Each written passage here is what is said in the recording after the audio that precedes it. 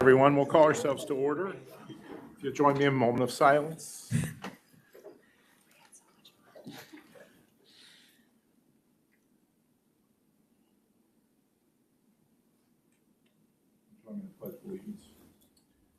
Pledge allegiance to the flag of the United States of America and to the republic for which it stands, one nation, under God, indivisible, with liberty and justice for all. Thank you. Please be seated. We will call our roll. Dr. O'Neill. Present. Mr. Heater. Present. Mrs. Barnes-Griffin. Present. Dr. Washburn. Present. Mr. Irvin. Present. Mr. Lowe. Present. Okay, wonderful. We have everybody here. Dr. Reynolds, your report? Yes, just a few things. I'm going to yield most of my time to Miss Ward today, but I do want to recognize a few folks and send some accolades out to some of our students. Solo Ensemble, I think Mr. Grimm mentioned that last month for me, or earlier this month for me, about our state solo ensemble kids. Had lots of students make it to the state competition for choir and band. Choir was last weekend and had some wonderful showing, had a wonderful showing there. And the instrumental kids go this weekend. They go down to North Central in Indianapolis and get the chance to perform at the state meet there. We're beginning to wrap up all of our winter sports from elementary through high school. Boys sectional draw was this weekend. We play on Tuesday at Greenfield Central at 6 o'clock versus Richmond. That's a good game. I think one that I know Coach and the kids would like to get back. We let slip through our fingers in Richmond, so that'll be a fun game to check out. Our elementary, I look up and see a former elementary star sitting there, right?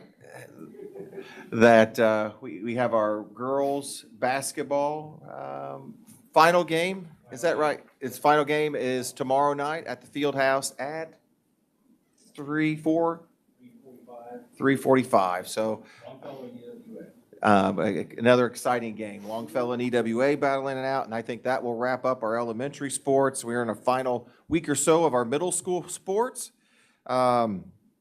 But certainly one of our capstones from our winter sports season is Gavin Cook, a swimmer, boy swimmer at Muncie Central, who qualified for the state meet in the 50 and 100 free. He'll be heading down to the IU Indy Natatorium to swim at the state finals meet, which begins on Friday at 6 o'clock. So he'll be traveling down to participate. And if I recall, if I looked at the schedule, he's pretty early. Yeah. I think they have, they maybe start with the 50 free, and then a few races later we'll do the 100 free. So wish him the best of luck and certainly very proud of all of his accomplishments. I read 3. We're doing our practice test this week in our elementary schools, and I'm going to get out to some schools tomorrow and Thursday and Friday, but they're doing their practice test this week, and they start the test next week. So I know that that's a high-stress situation for our principals and our teachers and certainly our students in 2nd and 3rd grade, and appreciate all the work that everyone has put into that, and certainly wish everyone the best of luck on that assessment next week. And then finally, I'm going to ask if Miss Ward would come up and share some of the happenings. I see a special guest in the back too, an award-winning special guest. If Rhonda would introduce and walk us through some of those accolades. All right, thank you, Dr. Reynolds, and good evening, President Williams, members of the board. Thank you so much for giving me a couple minutes to showcase some special students. And earlier this month, we had the Black History Month kickoff at Minnetonka Cultural Center. And one of the events at that kickoff is the Black History Month essay contest. And Muncie Community Schools participates in that event every year. And this year we had some winners. And before I bring up the high school winner, I would like to acknowledge 2 other winners from the other divisions. In the elementary division, we had a 4th grader by the name of Nariah Osborne. She's from Longfellow. And then she got 2nd place. And then the middle school division, we had a 2nd place winner. in the person of Gianna Williams. She is a 7th grader at Northside Middle School. So we are very, very proud of those two students as well. And I'm extremely happy that MCS was able to place in both those divisions. And now I would like to bring up a sophomore from Muncie Central who won the essay contest for the high school division. And there's something special about her that I will let her tell herself, because I'm sure she will not have a problem with that. So at this time, I invite to the podium Michaela Gibson.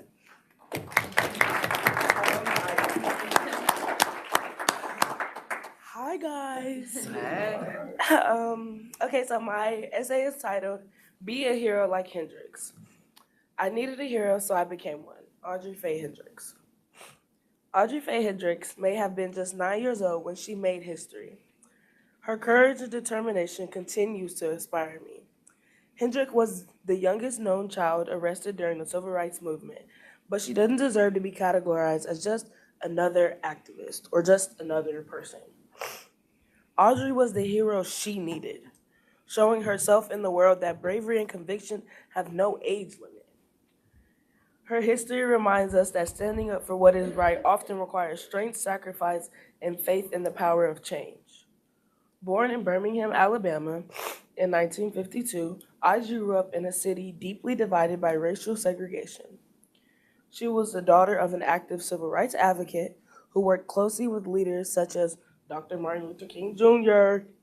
and Reverend Fred Shuttleworth. Surrounded by individuals fighting for freedom and equality, Audrey learned about the importance of justice and fairness. When she heard about the Children's March, an organized protest in May 1963 that encouraged young participants, she was determined to make her voice heard. She even told her mother at 9 years old, "I would rather go to jail than walk around in a world where I wasn't seen as human." In a white supremacist society, fighting this in a white supremacist society. By fighting a battle for civil rights, she truly became the hero, and the hero that so many needed. To become that hero, on May 2nd, 1963, Audrey marched out of her school and joined hundreds of her children demanding to end segregation in Birmingham. She carried only a toothbrush and a sandwich, knowing she might go to jail. But her bravery was exemplified when she was arrested and sent to jail for a full week. Imagine being only 9 years old, separated from your family, somewhere unknown. Anyways, her bravery was exemplified in so many different ways. This is why we don't categorize her as just another activist. Yet, Audrey never gave up or regretted any decisions that was made. Her small but powerful act of courage contributed to a massive movement that would end legal segregation in the United States. When I hear the name Audrey Faye Hendrix, I think about determination, courage, grit, mettle, backbone, spirit, and inner strength. Audrey makes me want to fight for what is right, even if the fight is little. Audrey makes me want to stand up to anybody who has ever been intimidated or made feel small as a person. She inspires me to be different and go against the grain. She was willing to never be free again, rather than live bound by invisible shackles that held her back from being unapologetically authentic. She wanted to be free, so she fought to be free. She fought to be treated like a person, and it's sad that at just 9 years old, she put her life on the line to do so. This is what inspires me most about Audrey Faye Hendrix. Her never-ending determination and fight. Even after she grew up, she still made it a mission for equality. Audrey's story teaches us that age should never limit our ability to make a difference. She reminds people that we have power to speak up, to take action, and to shape a better world. Her willingness to risk her freedom for justice serves as a shining example of determination and hope. Even today, when young activists stand up against inequality, environmental destruction, or injustice, they walk in the footsteps of brave children like Audrey Faye Hendrix. She is an inspiration because she proved that courage can come from even the smallest voices. Her actions during the Civil Rights Movement helped her change history and inspired others to believe that justice is worth fighting for, no matter your age. Every person should aspire to be like Audrey Faye Hendrix. She once said, "Never let anyone write the music to your own song.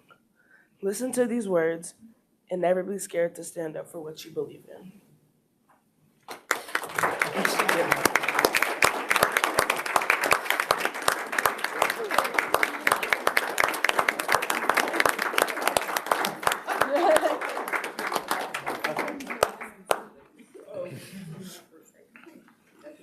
Michaela? Why I won last year? Oh yeah, guys, I won last year too. Back again. Your goal for next year is to? Yes. Well, right now we got our fingers crossed on integrity. I did submit an essay for the integrity one, so we're gonna see how we doing on that. But next year, definitely 3 years in a row. Yeah, I love it. Thanks, y'all. So Michaela, you're a sophomore? Yes. What are your plans? At the moment, I've signed up for the MAC. I'm going to the MAC next year for CNA. I'm going to get my CNA license, finish out high school, have 2 more years left, some simple half days. And then I'm not sure if I want to do my CCMA yet. I wasn't thinking about it. I was thinking about just working as a CNA my senior year, then go to Ball State using my 21st Century Scholarship to pursue nursing. I wanted to go into nursing. I want to become a registered nurse. And I don't know where I want to take with it. I just know I don't want to stay here. So I don't know where I'm going to go, but I'm going to go somewhere. It's going to be big. It's going to be beautiful. Okay, all right. Well, you really are, you're a gifted writer. Thank you. You have a great pacing and your vocabulary's rich. Don't leave the writing behind. I'm not. Okay. And just, you know what Audrey Frey Hendricks did for a living? She was a teacher. She was a teacher. Of course she was. What's that? Of course she was a teacher. Of course she was. Yeah, she was a teacher. So, and I think you'd be a wonderful teacher too, if it's nursing or anything else. Yes. So thank you for really just blessing us tonight. Anybody else have any great. questions? You're welcome, guys. I have a comment. So she, Hey, girl. I love you. hey, how are you? So she did her essay at the Black History Month event. She, of course, they get Northwest Bank provides them with the financial prizes. So she got a check and she was like, "Well, I got one last year too, and they wouldn't cash it." And I was like, "Mr. Reed Levitz, let's talk, right?" And it was mostly just because of some miscommunication, but just not only does she write well and talk about advocacy, like she She is an advocate. advocates for herself. So yeah, great. Well, Where my $100? Yeah. She's like, "I need my money." did you ever get last year's cash? Yes. Yes, Okay. she did. Okay. Because if not, come see me and I'll represent you. Until it actually finally came, which took like months. Okay. So your mom fronted it, and then you got And then the check got reimbursement. Okay. Well, Thank you. you've made this meeting so much brighter for all of us. Oh my So God, they have. thank you. Thank you again. Thank You're you. welcome. Have a good day, guys. You too.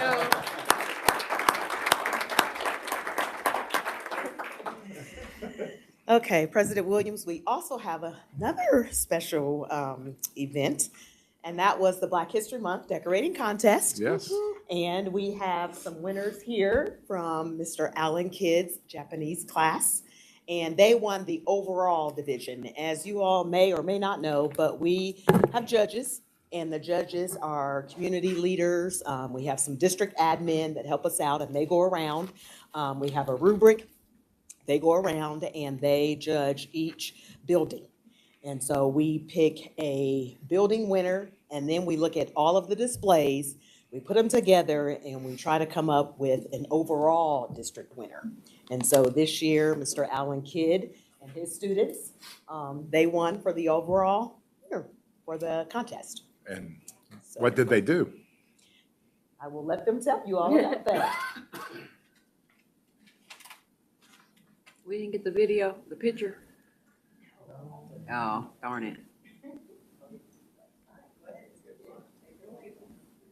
No one wants to talk to us. It's okay. Well, okay, well, first of all, Daniela Summers and Samaya O'Bannon were our are two of our many members. I think we had 25 students that contributed to the display, and I thought it was very important to participate in this, and the students just like wanted to add, did a lot of extra things. I said, just why don't you just make us, and we remember since a Japanese class, we try to make sure we're still practicing Japanese, so make things bilingual. We got to practice our characters anyway, so why not kill two birds, one stone, and be participating in Black History Month at the same time. And so, but they said, make a sign that says Africa. Is one of the things we had was different things about African animals, the Nile River.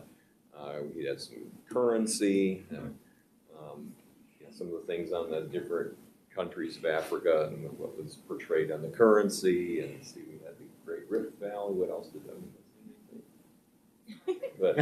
But I asked, make a nice map. Just make a sign that says what we're doing, and that could have been done 1 minute. And she brought it home and made a beautiful. How long did it take you to make that? But you got great artists. Please come back and see. She had stuff there last year. I know she'll have stuff there this year for the field house. What is it called? The city. Yeah, the art show in the Okay. field house. Yeah. That's great stuff. Got you on the spot. Samaya here made some really nice things up the Nile River, and did a lot of extra stuff that was really nice, unique characters, and they're also members of recycling clubs. So both of you love art? Yes. Is that, I'm sorry, I couldn't hear. Yeah. So would you rather speak through your art than through the microphone? Okay. That was an easy answer. They're actually quite talkative. Not in a bad way. Well, we will try and make it over to see it. I'll leave it up. And tell me where your room is. 444 right up the stairway from the cafeteria in world language, and I'll certainly leave it up. It's a good opportunity for kids. I take my first-year students out there just to have to do some reading practice with the characters they learn in first year, and Pretty cool. but they just did I had EW. a lot of students just took the initiative and made it a lot more than. So you've got 25 students in your class? 25 students that participated. We have a split section, but. And what did you get for winning this contest? Oh, well, okay, so I was going to offer to provide pizza. Okay. Well, thank you. So you get pizza this Friday. Okay. It's a delight being with these students every day. Is there anything to be said for doing something like we do at Christmas and making some cards off the winning I love door? that. Good idea. I like that. Yeah, why don't, love that. Picture? yeah, why don't we, Yeah, I yeah, love that. we can include it in something that goes out in the school. I love that. Yeah, that'll make you guys copyrighted, so you want to sign it at the bottom. Yeah. And I'd like to thank the family members for coming out today too. Awesome. For Yes. information. Thank you both, and enjoy your pizza Friday. What kind of pizza are we getting? Do you guys want Pizza King or Papa John's, or which is it? Listen, Miss Ward. The most expensive is Pizza King, so I'd go for Pizza King.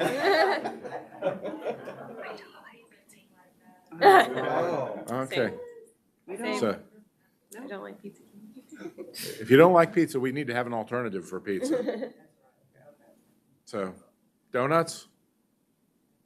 Donuts are healthy. No, you ever go. Okay. Well, thank you for joining us this evening. Super quiet.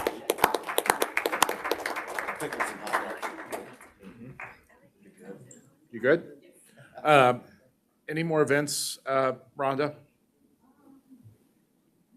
Other than the Intil's exhibition. Yes. Oh, yeah, that's right. And So- Hello has a program Friday night.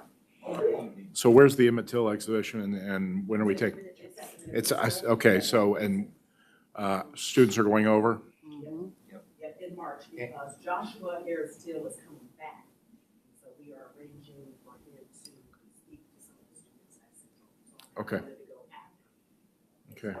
to go after. Okay. Where are we on HBCU visits? Not too, Need, made much progress on that one this year. need money or? Okay. That was Purdue Gear and Gear Up. Gear Up helped fund that. But aren't you Okay. having the HBCU event on, at the Yes. YW on? Yeah. March 14th. And it's for not only Central students, but it's gonna be community-wide. Okay. Okay. If I'd like to donate or sponsor anything for that, that would be great. We feed the students, it's from 9 to 1. And so I had HBCU alumni come and serve on a panel. So the students are able to ask questions and kind of get, their experience here, the experience of different HBCUs. Okay. Okay. Thank you. You're welcome. Thank you.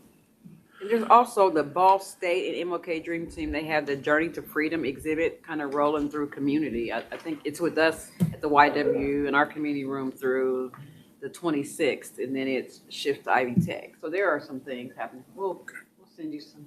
Send me a note on the event and sponsorship opportunities. Okay. Thank you.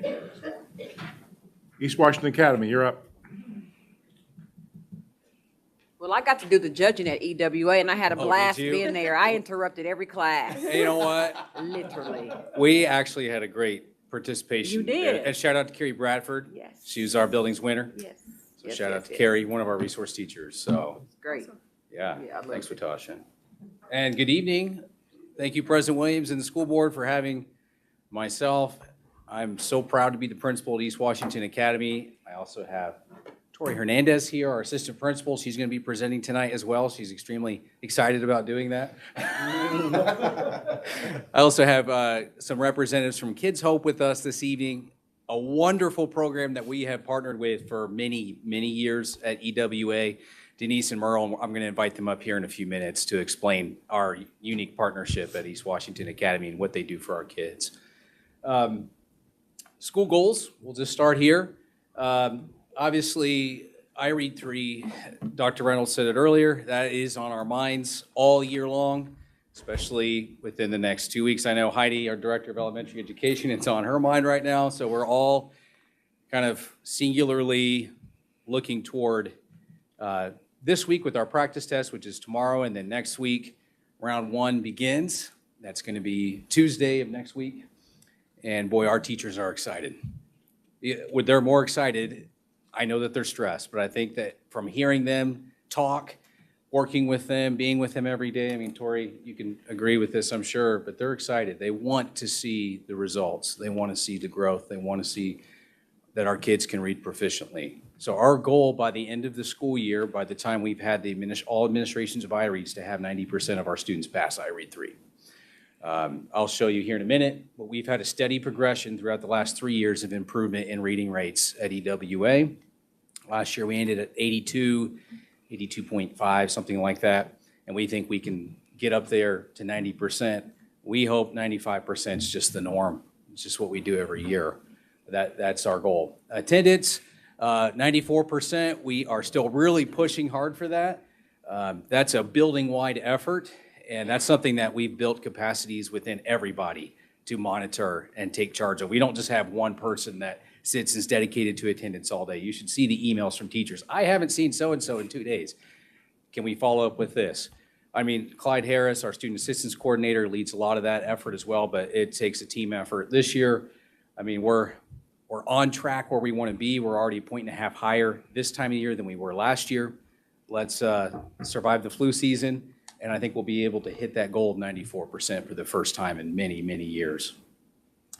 Obviously, our behavior goals up there. for you to see. We just want to reduce out-of-school suspensions. And this year, we really wanted to focus in our special education population and reducing the amount of times that those kids are being sent home. We all know that when they're at home, they're not learning. So we want to keep them in the building. Can we go ahead and scroll the next page? This is just raw attendance data, just total absences so far this year.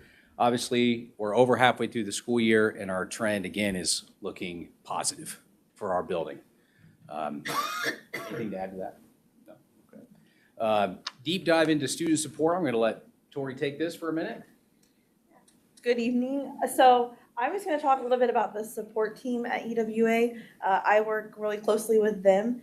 And so looking at our special education OSS, like Mr. Schroyer had said, that is something that we're trying to decrease this year. So looking from February of last year to February of this year, we do have a decrease in the amount of times we've suspended incident-wise.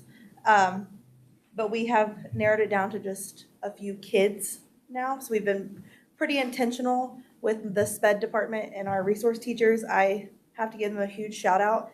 They are really trying to put behavior incentives and behavior initiatives in place with their students, and that partnership between them and myself and our behavior coach has been really positive this year. Something that we have implemented this year is upon the kids returning to school from an OSS, we're doing reentry conferences. Obviously, not every parent or family member can come to the building for the conference, but I at least have a phone call with them before the kid can return.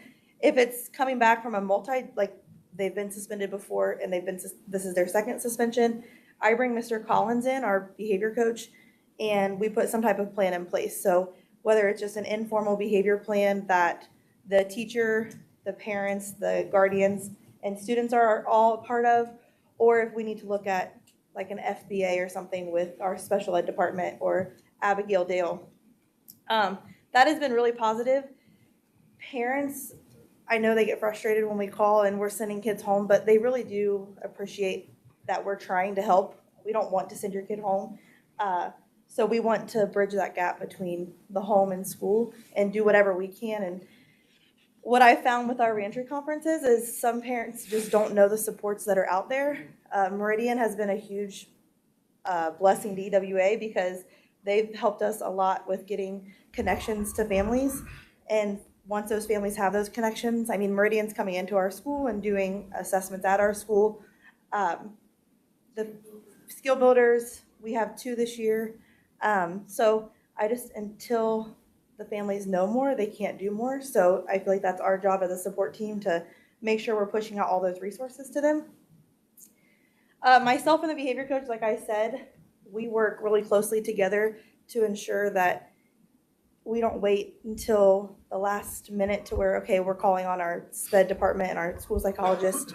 We're putting multiple plans in place before then, so then we can, at the end, if what we're doing isn't working, we can go to those people and say, hey, this is what we've tried on our end, and now we've exhausted all of our resources. How can you help us, or what are we missing?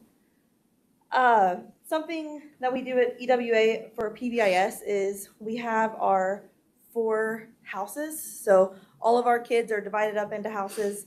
Everybody's a part of a house. It's the house of compassion, integrity, perseverance, and courage. Each week, our student council team has taken on, they do all of our weekly drawings. So kids earn Wildcat cards throughout the week from teachers, other staff members, and they all go into a drawing. They get to pick from the book vending machine. We have prizes down in our supply room that we raffle off, and it's just 5 random kids in our building. They don't know who it's going to be. So we shout out right now, compassion is our theme, and that's the role that we're looking for kids to take on when they're in our building. So that's what they're earning the Wildcat cards for currently. And then we have monthly house meetings. So we had our house meeting today. We brought in therapy dogs from ARF. They came in and they taught on the core value of compassion. Kids really loved it. They had such a great time. It's just a time for grade levels to be integrated. So it's kindergarten, 1st, 2nd, 3rd, 4th, and 5th. They all are part of a different house. So it's not like all of 2nd grades with 2nd grade. So those fifth graders are getting a chance to, be that leader for our kindergartners. And during the house meeting, it's just to reiterate those core values and take some time to really teach those. Just a quick comment about our support staff. I don't think you can find a better team around. I just don't think you will. From our assistant principal to student assistance coordinator, family navigator, school counselor, behavior coach, et cetera, you're just not going to find a better crew. And the way that they work together is so inspiring. We just have a unified feeling in our building. And you can come and see that product and you can really know that we're on the same page. We want kids to be successful. Thank you, Tori. Team meetings. This is something new this year that we have implemented to drive academic growth. So the kind of flow chart in the previous years, well, we would just have a PLC or professional learning community meeting every week just because. We have been more intentional about that this year. So the way this works is our teachers will progress monitor once a month those students that are either in intervention or that are bubble kids or that are in need of continual follow-up. Those teachers will meet as a team meeting with one team leader, a team data leader, and they have some items to discuss. They send that to our master teacher who then plans our PLC. So the comment I've gotten most often from teachers this year about this is PLCs really matter to me. PLCs are really useful to me. I feel like PLCs are tailored to what I need to improve upon. And that's because that's the way they're designed. So if you were to come and sit in our PLCs on a Wednesday, you would actually, every group will be different because every group needs something a little bit different. So we're really, really excited about that. I won't take you through every aspect of this, but we have a clear and established flow that we have teams that meet together as a grade level. They assess and look at each other's data, provide feedback to each other, ask questions, and then they bring that information to a PLC where I'm present and our master teacher's present. And we can dive really deep, and every time those teachers leave with resources and materials. That matters. It matters because those teachers are now equipped to improve their instruction in classrooms every day. A big area of focus for us this year at EWA in terms of instruction is our Tier 1 instruction. If you could go to the next slide. Thank you. I do like it better without the clicker. It takes no more pressure. So literacy support this year, I do feel like it is just the backbone of that is that process I just talked about. So Tier 1 instruction, when teachers are there with their students, the whole class together, what does that look like? We want that to be of the highest quality. All the latest research says that is where you catch up learners that are behind, is in that Tier 1 all-together setting. That's coming out of the literacy cadre. We hear it again and again. So we want to make sure that that is right.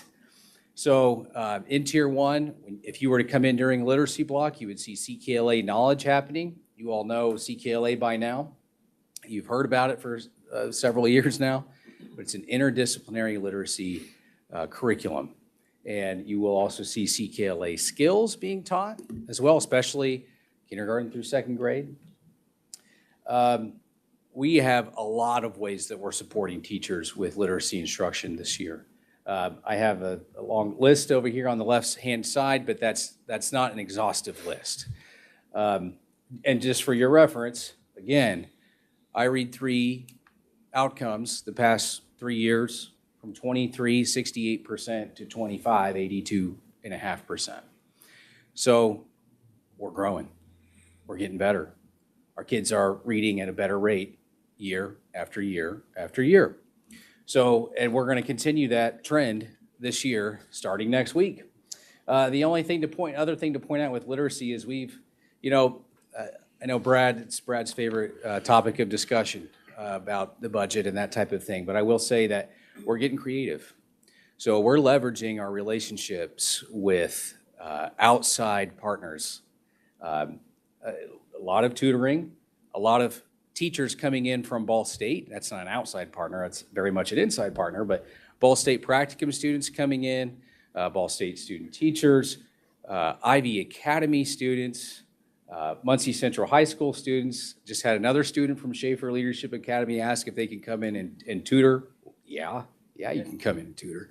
So we're getting creative on that front because we know we have to. So we're preparing that. And EWA, you can ask Tori, it's a revolving door these days of people coming in and out volunteering to contribute to our effort to improve literacy outcomes. Okay. So I guess I didn't realize how redundant it would be to put a picture of my own self on this slide, but here we are. That's actually a thumbnail from one of YouTube videos that I communicate with our families every week.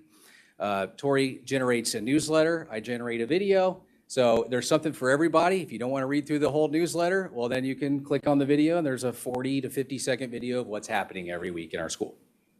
Sometimes we have kids on there with the video with parent permission and stuff, but you see the Wildcat Weekly. So the way we communicate with families, the way that we bring community members in is top notch at our school. Obviously, Kids Hope's at the top of that list for us this evening. But you can see the list. There's a lot going on in our school and a lot of ways that we have the community in our building. Cindy, if you could go to that last slide for me. And so beginning of the year, my premiere video to start the year that I sent out to all of our community, and when we had our town hall meeting where I invited all parents to join us in August and continue to preach about it throughout the school year, is we want your student to get involved. You know, you hear that a lot in the middle school and high school. In the secondary level, we don't hear it as much in the elementary setting, but you do at our school. So getting involved in something we know improves learning outcomes, we know improves attendance, just improves investment from students and families. If you have, theater practice after school, your kid wants to be there, they're in third grade, they're gonna show up. I mean, it's just part of what drives a healthy school.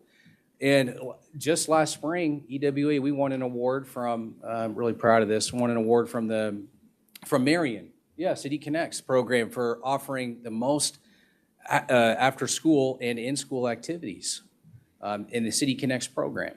So this is not an exhaustive list. It's fine print on a presentation, which is one of the things I despise, but I wanted to put as much on there as I could. And you have, there's a few pictures there. One on the right is our drama club. They put on a fantastic production just a month and a half ago or so at Muncie Central High School. And over on the left is a student enjoying, Tori was referring to it. Every quarter, we have a big reward for these students who have been showing compassion or showing courage, showing, et cetera. This was a picture of the ultimate recess. Yes, the ultimate recess. We bring in community people. They come in, they do all kinds of stuff with our kids, and they spend part of their day with their house celebrating. Do you have any questions before we bring our Kids Hope representatives up here? Any questions for Mr. Short? Yeah, Jim?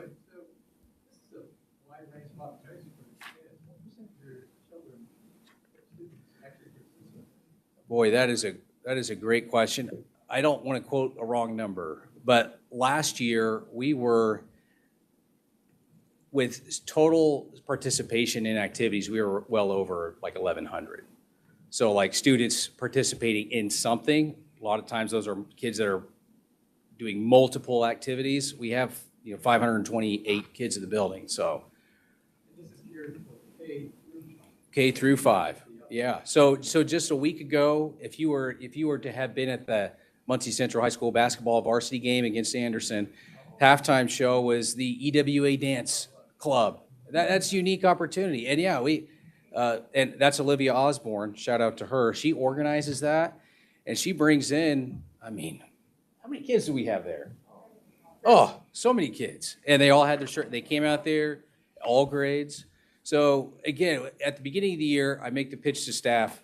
If you are passionate about something, start something. Because if you're passionate about it, kids will show up. And it's like, who would have thought we would have had 50 kids at Muncie Central Fieldhouse, on a Saturday afternoon. So, yeah. And last thing is 2 years ago, I actually had a conversation with a student who was a first grader and said, what would you like to do? Well, that's only for older kids, is what their response was. I thought, whoa, let's try to mix it up. Well, we can't do boys and girls basketball per se with that younger group. We have a league that's 4th and 5th grade, so that's what we do. But so we try to fill that gap in someplace else. Thanks, Jim. Any other questions? The Kids Hope, folks? Kids Hope.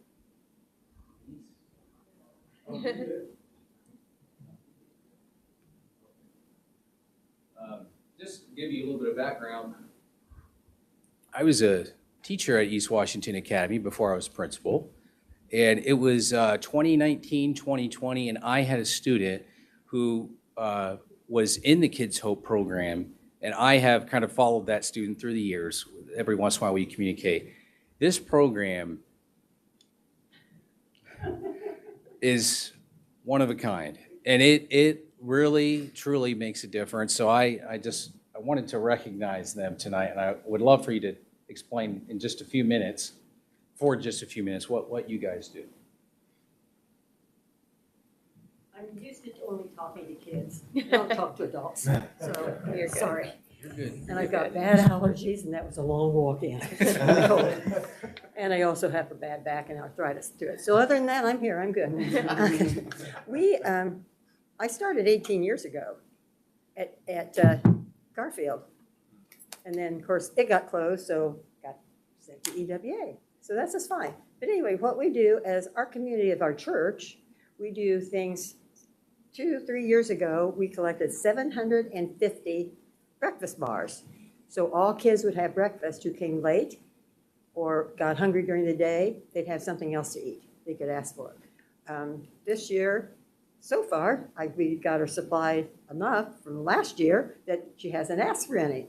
But I do special, with all these peanut allergies. Last year, I took 250 in, and I went through every box, read all the labels before I bought them to be sure there wasn't anything of peanut butter in it. So I know I can tell you what cereal bars you can buy for that. But anyway, we work with reading. A lot of the kids, I've worked with children who have been homeless and parents have been in prison. So they've got different home styles and all. And a lot of them don't get to play with games at home, don't do anything like that. So the child I have right now, we just play a lot of games and we talk a lot about her situation. She'll say what things are going on here, there, and everything. And she is, when I first got her, she was not a good reader at all, but I'm pretty positive that she's going to pass the iRead. She's going to pass. Yeah. Oh, yeah. Well, I had a book with my grandson, and I had a big book, and I thought, she loves cats. So I thought, this will be a good book to have her read to. My husband helps too sometimes, but anyway, and I knew what the book was all about. I mean, I could tell you. And she read that book, and it was long. It took her probably 10, 20 minutes to read that book, but that's okay. She went straight through it, and I said, now, can you tell me what you read? It was like page for page of what she read almost. So she is good. So anyway, but we do play a lot of games and do parties, pizzas for the kids. Try to do pizzas once a month, but since I've got all this issue, I don't do as much. In my activities director, I knew you probably all know Steve Swanger that taught when he passed. So he did all of our activities. So he'd get all the food and everything. So this year it's less than what I'm doing for the teachers. But we have a group of women that meet once a week, and she makes beautiful cards and all the members that attend the meetings, they sign them. So every teacher, bus driver, custodian, anybody that works in that school gets one of these cards every month. So they're going to get two because I didn't make it in there in January because of the weather. But anyway, so they'll get two. So we do that for them and try to support the teachers as much as possible with goodies also. So it'll be soon to do them pizza run. Awesome. So how many people do you have working with you in Kids Hope? Well, right now we only have 4. High Street United Methodist Church, we're all an older congregation and all, so that makes a big difference of, and they all take off for Florida and to, wipes us out and all. And your commitment is you have to be there we have to meet with the kids 24 times in a year, because that's what Jesus gave 24 hours a day for us, so that's what we do for them. But we normally are there more times than 24. It just depends. Sometimes we're not. Merle was out of the country for 2 weeks, and then everybody else was sick. So Evan let us shut it down, which was nice. Yeah. Yeah, tell us about what your little dude, your little big dude. Hi, I'm Merle Mantione. I realized before today, when I was thinking about this, that I've been a mentor through Kids Hope for 10 years. And I started before I retired. Now I'm retired and actually still enjoying it quite a lot. But the student that Evan was talking about, we shared because I was that young man's mentor. I started working with him in January of 2016. He was in first grade. He did not believe that I would come back because that first meeting was a little bit rough. He really didn't want to do anything, so I said, okay, that's fine. We'll just sit here and I will just be with you. But I said to him that day, I will be back every Wednesday at 3 o'clock until you are done in the school through your 5th grade.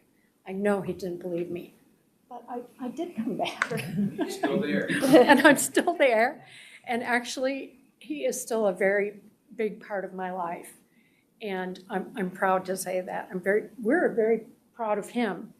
When he was in 5th grade, of course, that was pandemic year, Evan was his teacher, and our last meeting before everything shut down, he and Evan were shooting hoops in the gymnasium at EWA. I was taking pictures because I'm a scrapbooker. And my favorite picture, I need to send you this picture, is you. Well, you did, but it's just you and him together. And I would be remiss if I didn't give a shout out for the teachers at East Washington. I mean, the place is wild, wonderful, invigorating, exciting. The teachers there are incredible. All of the ones that I've had a chance to meet, and they know all of the kids, how they do that. I mean, I was a professor. I only had to know this small subset of kids. They seem to know all of the children and really care deeply about each child. My child that I'm working with now is so much fun. I've learned about everything about Spider-Man, everything, and Miles Morales, and Sonic the Hedgehog, and Annie Mae. And I've also had to sharpen my drawing skills because he wants me to draw something every week. Now he's in 4th grade, so I only have one more year with him, but it's a lot of fun. I've recommended Kids Hope to a lot of people. When I was still working, I always said, when I retire, I'm going to do more volunteer work. Denise got up in church and talked about Kids Hope and said, the commitment is 1 hour a week. And I said, oh, shame on me if, as an educator, if I don't do that. And I'm so glad that I have and that I'm able to be at East Washington. It's been my privilege. Thank you. Thank you very much.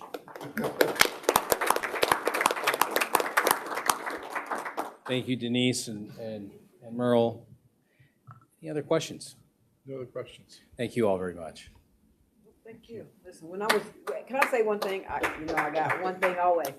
So listen, when I was there to do the judging, I put at the front office, I put my coat and bag on a desk in a chair, and it was kind of facing the wall, and they were like, well, that's typically where a kid that might need to come down will sit. And there was another teacher that walked by, and it's like, today, there won't be a kid there, so please feel free. We'll make sure that we keep them in class. So it was just really good to hear her say how they all work together in that building, and you could really feel that and see that when I was in there. So Denise and Merle, I want you to take back to your church in High Street and to others who may be interested. We are so deeply appreciative of what you do. And it's so critically important. And as we think about our children, our students succeeding, particularly in literacy, that contact with you is invaluable. So I just please carry that back, and thank you for your ministry and your work with our students. It's been a blessing, and I pray that, you know, our ranks get refilled. So thank you again. In high school, I graduated in 1956, I'm old. We went to the school, and that Garfield, you got 1 day a week, and you met with third graders. I can't remember what they called it. Was- Yeah. Well, thank you. Thank you. Thank you. We are on to the consent agenda. You have the items in your packet. Any questions, concerns, comments on the consent agenda? Hearing none, would entertain a motion. So moved. Do I hear a second? Second. Moved and seconded. All those in favor signify by aye. Aye. Opposed, same sign. Okay, Mr. Jerome, the financial report. Thank you. This is your financial report for the first month of the calendar year, January, so obviously 11 more months to go. A couple items just to note, really, is the actual enrollment in February of 2025. The report there, it says to be determined. Our actual count a few days later, when we had it all finalized, was 4,844, so it was actually down 50 students from the previous count in October.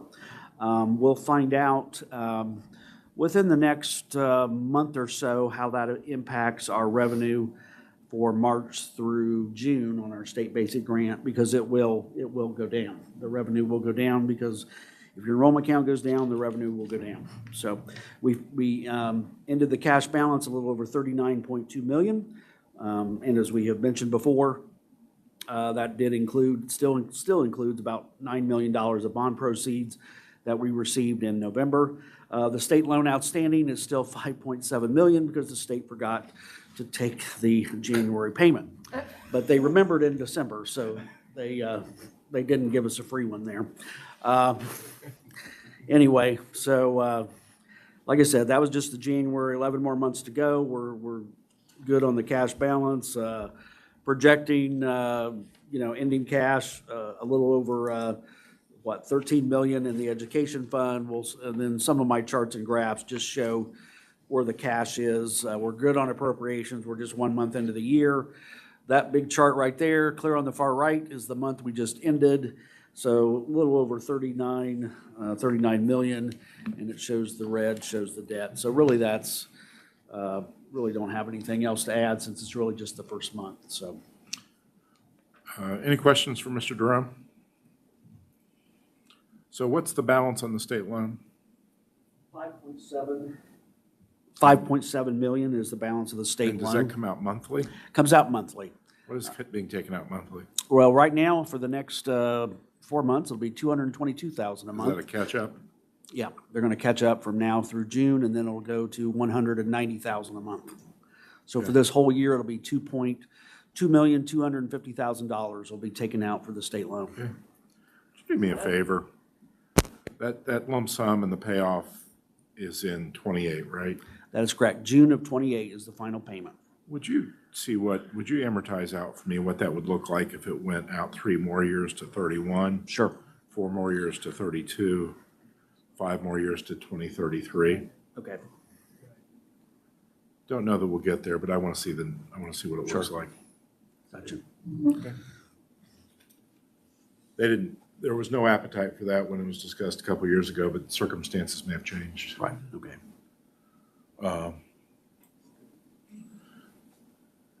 What's the old cartoon? Is it Wimpy? I'll gladly pay you. Tuesday. I'll gladly Hamburger today. gladly pay you Tuesday. That's for my time. Me too.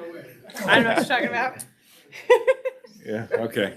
Well, Mr. Grimm, are you doing the handbook? I am. So that's like your handbook guy now, right? I am the handbook guy, so we'll still have the student and family handbook coming, but we have the middle school curriculum handbook tonight. So just wanted to kind of go through some of the changes. Not a whole lot. Again, this year I presented last board meeting on the high school curriculum handbook. Like to thank Carrie Ann Polkmeek. She worked with our middle school principals, kind of updating this. Just a few of the highlights of the changes and updates to this. Nothing substantial like last year when we put in seals and things like that, but we did align the middle school grading scale to the high school instead of being aligned to the elementary.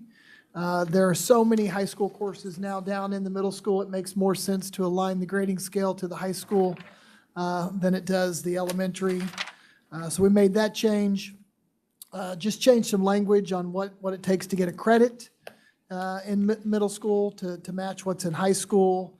Added some course numbers to some CTE courses, which actually bring in some revenue for our middle school students. So it's something we didn't take advantage of or didn't do in the years past, but we were able to put some of those course numbers in our Project Lead the Way classes, which allow us to cash in on some CTE dollars to the state for our middle school kids. And then removed an old business course that we no longer offer at the middle schools. There's just really, with the 6-period day, not enough room in the schedule for that course anymore. So again, just some language and some simple updates to the curriculum handbook we would like you to approve tonight.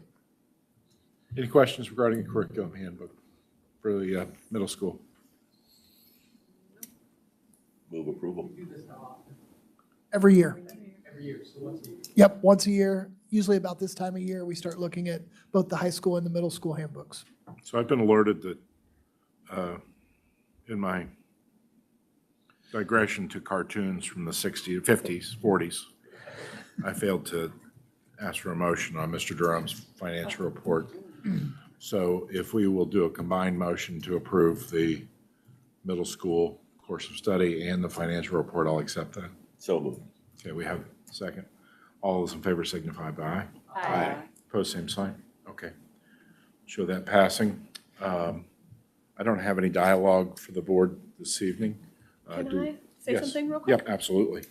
So I was able to go with Dr. Reynolds and Heidi to a literacy conference in Florida. And we didn't really know what it was about going into it, but so much. But what I want to say is, in listening to Evan talk tonight, we are doing good things. Indiana actually was recognized at the conference for like the great things as a state that we're doing. And as we were talking, they were saying what their pass rate at third grade or literacy rate was. And I was like, Chuck, isn't ours better? And he's like, yes. And so like we are doing great things. And I love to hear what they talked. Coaching was a lot of what we talked about. So that's great. We got some ideas of things. Some AI stuff. They sent me to the data coursework, and so that was interesting. I heard a lot of things I had no idea what they were talking about, but I got some really good stuff out for AI and just like helping our data stuff so the teachers can have more real-time data and things like that. But it was really good, and I felt really good. And I did promise Heidi that she could find flags that said like 90% pass rate, that I will make sure those happen. So hopefully we'll have some flags that the kids can put up for their pass rate for their iReads. So it's actually 95% in Indiana. So I did say if you could find 95%, that'd be even better. So yeah, but it was a great conference. And we met a lot of people that were really cool too, and just had a really good time. So along those lines, for the benefit of those at home watching and those here, I'd received a call from a consultant to IDOE in the weeks leading up to the conference. And they are anxious for Muncie to tell their story, to tell its story. And I think Muncie was invited to that conference and it was an honor to be invited. Very proud of Heidi, Dr. Grimm, Dr. Reynolds, and everybody at the elementary level for all that has been happening, and as we move it forward. But that was an intentional decision by IDOE to recognize what's happening at Muncie Community Schools in a positive way. So thank you for being there and representing us. I told our story a lot. Good, So. good, good. Anybody else have anything?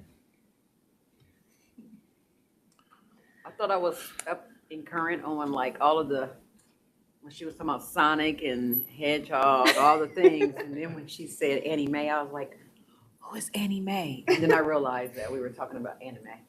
Anime, art, stuff. I was like, what am I missing? So Well, I didn't catch it. More about it. I didn't catch that. yeah. Well, you know, you get Anime. to a certain age and you hear things differently. Yes, it's true. You get to a certain age and you hear things differently. Got it. There you go. Neil Diamond's song for Reverend Blue Jeans, for years I heard Reverend Blue Jeans. And Reverend Blue Jeans. There you go. And AC/DC's Dirty Deeds and They're Done Dirt Cheap. Forever I heard Dirty Jeans and Dungarees. My 7-year-old thought it was Highway to Hair. So there you go. We sing a song at church called Bomb in Gilead, and Shaka Senior always thought it was Bomb, B-O-M-B.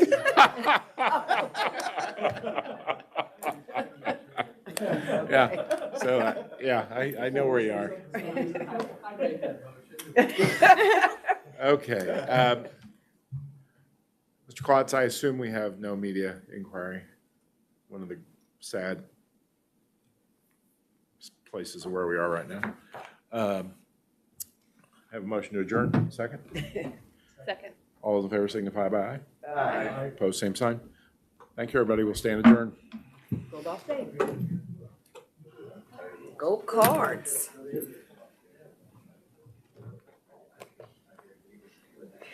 Yeah, I was like, Annie Mae, who is Annie Mae? Is she one of the volunteers?